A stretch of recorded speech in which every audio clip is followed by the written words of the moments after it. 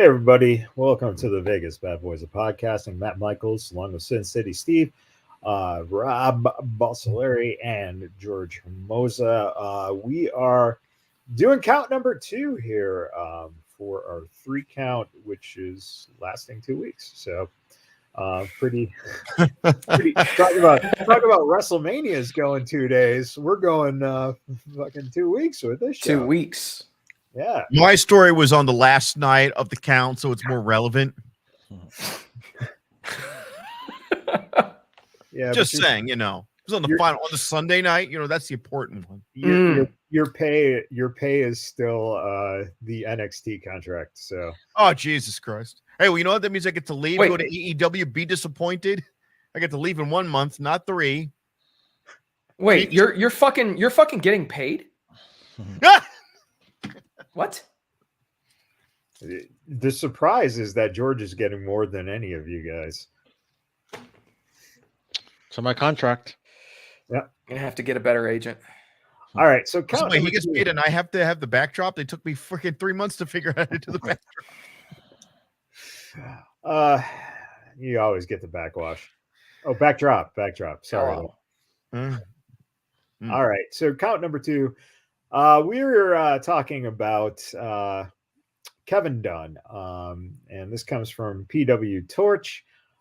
Kevin Dunn, closest ally to Vince McMahon, dating back to the 1980s, departs WWE.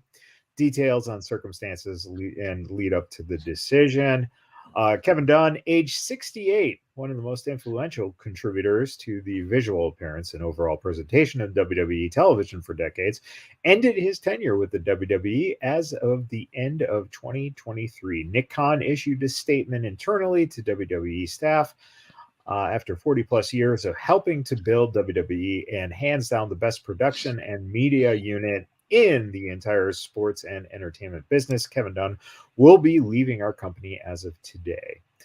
Khan detailed Dunn's contributions, including producing TV, WWE TV, even before the first WrestleMania, being part of the evolution of the distribution of WWE's product and syndication and cable and closed circuit and cable pay-per-views. Khan said they are forever grateful to Kevin and that he would always be part of the WWE family. PW Torch has heard that a final replacement for Dunn hasn't been determined yet, but Brian Fadum will probably occupy his seat in the truck with Marty Miller involved in directing of the show. There was no falling out. This was more of a decision that seemed inevitable, if not imminent, after the departure of Vince McMahon from WWE Creative. All right. So that's the gist of what is going on in the creative world of WWE. Steve, you kind of brought this up. What are your initial thoughts on this? So seemingly every remnant of a previous bygone era is being eliminated from the WWE ecosystem. It's pretty astounding that Vince didn't die for this to happen, to be honest. But the mere fact that this is happening so quickly after he's out of the picture entirely is a very interesting move. We knew that it would be just a matter of time until it happened. But yeah, to see Kevin Dunn, somebody who's been there since before the beginning, realistically, of what we know. Yeah, this is a major, major thing, and it was definitely going to happen. But now that it's here, it's like, oh shit, that actually happened. So, sure, George. Again, you've watched WWE, like you kind of said, from the late '80s, early '90s. One of the things that I didn't realize was that Kevin Dunn goes back to Vince Sr., and that's where he started. I think his dad worked for the two. Yeah. Yep. So that's really interesting. But at the same time, everything that you knew as the WWE from, let's say, the late 80s, then the mid 90s, then the Attitude Era. And then it kind of just became almost like a machine from, that ruthless aggression era until, recently. You just had a lot of the same stuff. Is there relevancy in the fact that even though he created all this, in terms of a big scale and something that is kind of the blueprint for people to do pro wrestling in a certain way, did it just become stale and is now potentially something that new doors can open, and possibly having younger blood in there could almost elevate and change the game? I wouldn't say exactly stale, but there's positives and negatives, right? If we all start our own business, I think nothing would make us happier than to be able to take the foot off the pedal and for the business to be a little more self-sufficient, right? Without us having to make, because maybe we can go do other things, or maybe we want to be as involved as we want, But I think from a business standpoint, I think for us to kind of, hamster on the wheel, that's not necessarily a bad thing for the most part. At the same time, though, like, it is always good as a fan to have like fresh eyes, I think. And I've said this many, many, many times, whether this is a Vince McMahon thing or a Kevin Dunn thing. I think at many times, maybe not so much recently, but obviously in the previous decade, the WWE looked a little too polished, a little too well produced, a little too like the whatever the opposite of spontaneous is. And I think wrestling is best when it is spontaneous, when it feels spontaneous. Obviously you can't have that all the time, because if you always look spontaneous, then what are you going to be now, right?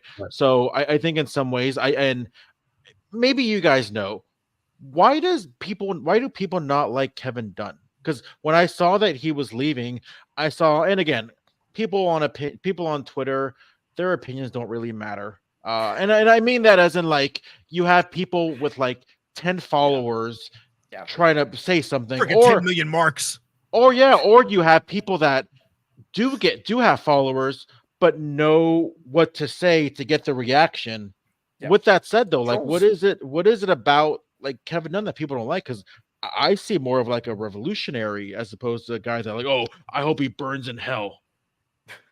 Steve? Because I saw that a lot.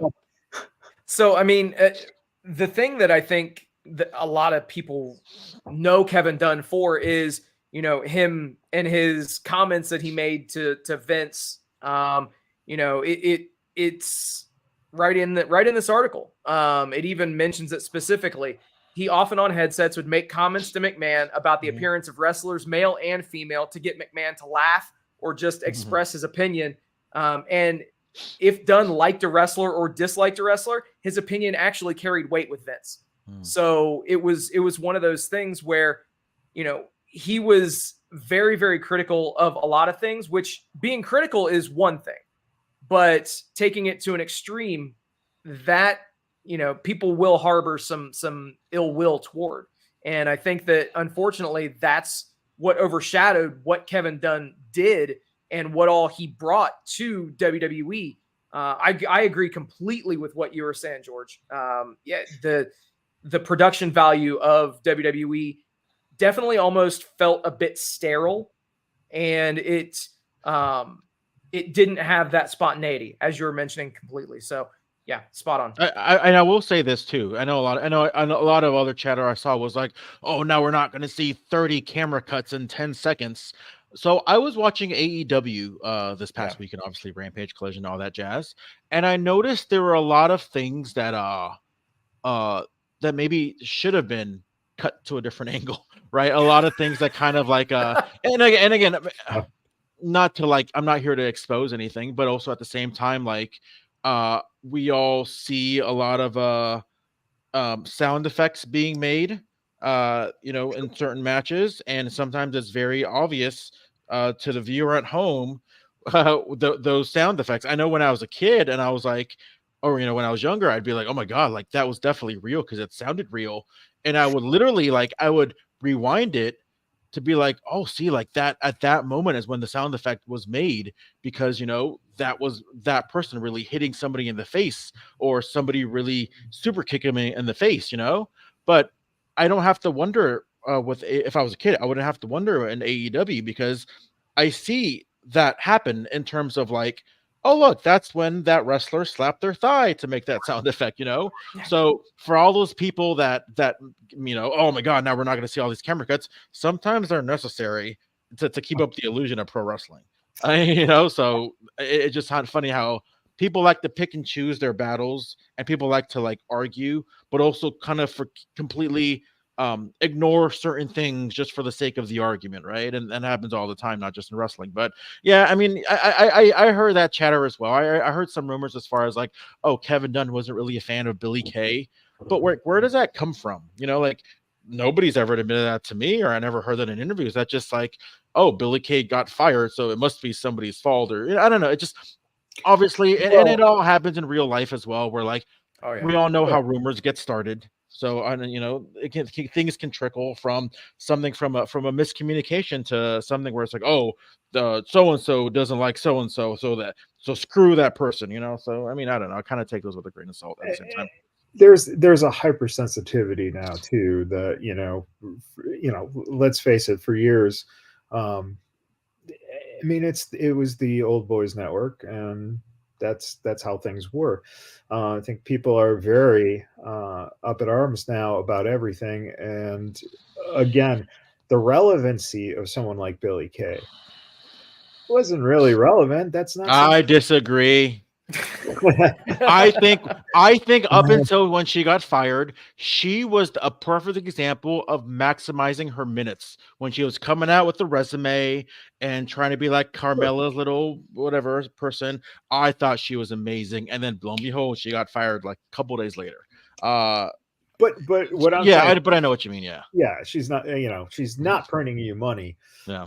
But you brought up something, George, that I think is very, very relevant. And Rob, you would be someone who definitely would know about this, because you've kind of said it before. And that is, in the mid 90s, the WWE, the product that Kevin Dunn was putting out there, was very sterile and very, that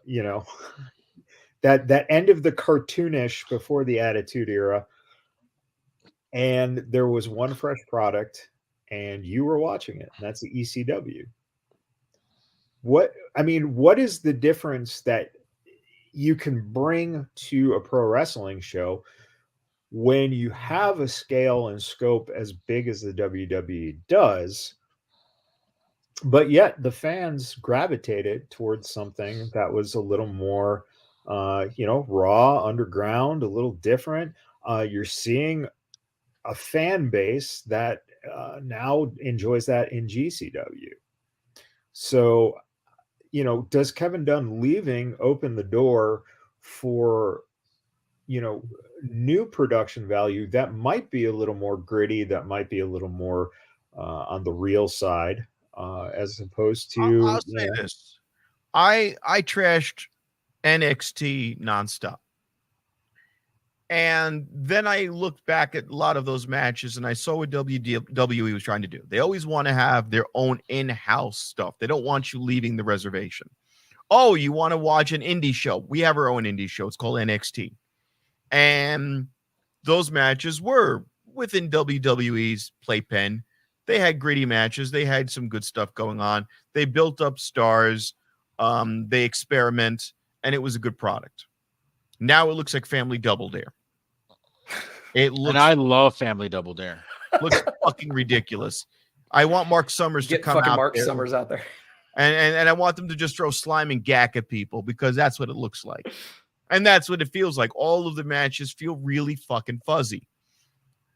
And some of the people escape the labyrinth, and they get out, and they get to the main card, and they find a way, like LA Knight. A lot don't. But there was nothing like ECW, because ECW is a 24-hour home shopping network of violence. You could tune in to the MSG network at any time of the day and see a fucking savage match. And their garbage wrestlers are legendary wrestlers. You know, Tajiri matches were like the garbage matches. Like, and they would be constantly fucking, teasing the Sabu match. And you're like, oh my God. Oh, Taz. Oh, we're going to have Taz for you later on tonight. It's going to be Taz. And he's going to fucking strap M80s to someone's fingers and blow off the goddamn fingers. It's going to be fucking amazing. And you're like, oh my God. And Al Snow's, rocking people in the nuts with bowling balls. And you're like, this is insanely manic. Yep. WWE has nothing like this. And they tried to do it later on. Wasn't it there that one Halloween Havoc when they bought the rights to that, and they had like a zombie come out when they first bought ECW. WWE does not know how to be spontaneous. They don't. Kevin Patrick is not spontaneous. Michael Cole is not spontaneous. In fact, Michael Cole ruins every goddamn segment you hand him because he has to explain everything like you're two. I hate Michael Cole. And that was the smart thing in the 90s. They knew he was a goddamn nerd, so all the wrestlers treated him like one and beat the living piss out of him. Nobody does that. I want Michael Cole to be back in the back locker room getting the shit kicked out of him again. All right? He sucks. He really sucks. I hated Michael Cole for years, and now I think Michael Cole is probably the best announcer, better than JR. You know what Michael Cole is? Michael Cole is that stepdad who bangs your mom quietly and you don't hear it. He's just quiet about it. He keeps her happy, and he doesn't hit you that much. And once in a while, he puts a few bucks in your pocket. He doesn't hit you that much. Hit you that much. That's what Michael Cole is. Michael Cole's like, you know what? No, I'm not Jim Ross or Jerry the King Lawler, but I'm the best you've got, damn it. Now you're going to enjoy tonight's lineup. And now I'm going to explain to you everything you need to know about this wrestler. Even though you've been watching it nonstop for 20 fucking years, I'm going to patronize the shit out of this audience. And that's the thing. WWE is like the meme of all of the people on social media following a fad, and then the big brand comes and takes it over, and now everyone's bored with it. That's what he is. Sure. That's what the WWE is. But the WWE had Vince McMahon and Michael Dunn. As far as the Vincent, the Tarantino-like camera moves, where I'm having a seizure watching a match, WrestleMania 17, Rock vs. Stone Cold was cinematic because they were doing slow shots. They were zooming in. It was like watching Raging Bull with those two. When they zoom in and do the hard camera, and they zoom in on the two of them with the red hue around them and the light, that spotlight, and you're like, God damn, this match is that big.